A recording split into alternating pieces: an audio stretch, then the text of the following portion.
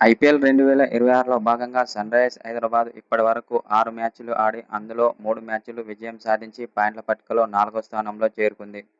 అయితే అనంతరం ఎస్ఆర్హెచ్ ఆటగాళ్లపై కీలక వ్యాఖ్యలు చేసిన టీమిండియా మాజీ కెప్టెన్ రోహిత్ శర్మ. గత 3 మ్యాచ్ల్లో సన్‌రైజర్స్ హైదరాబాద్ ఆటగాళ్లు చాలా అద్భుతంగా ఆడుతున్నారని రోహిత్ శర్మ ఓ సోషల్ మీడియా ద్వారా తెలిపాడు. ముఖ్యంగా బ్యాటింగ్లోనూ, బౌలింగ్లోనూ, ఫీల్డింగ్లోనూ చాలా అద్భుతంగా రాణిస్తున్నారు ఎస్ఆర్హెచ్ ఆటగాళ్లు. అయితే బ్యాటింగ్ చూసుకున్నట్టయితే అభిషేక్ శర్మ, ట్రావిస్ హెడ్, ఇషాన్ కిషన్, నితీష్ కుమార్ రెడ్డి లాంటి చాలా డేంజరస్ ప్లేయర్లు ఉన్నారు.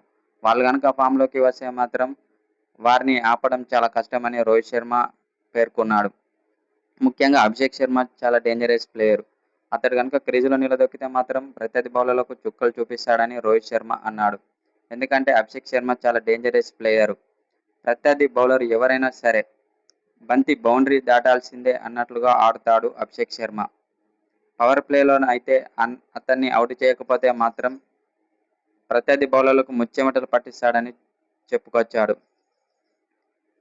అనంతరం అభిషేక్ శర్మపై ప్రశంసల వర్షం కురిపించాడు రోహిత్ శర్మ. అలాగే నితీష్ కుమార్ రెడ్డి చాలా డేంజరస్ ఆల్రౌండర్. అతడు గనక ఫామ్‌లోకి వస్తే మాత్రం ఎస్ఆర్హెచ్ జట్టు మరింత బలంగా కనిపిస్తుందని రోహిత్ శర్మ తెలిపాడు.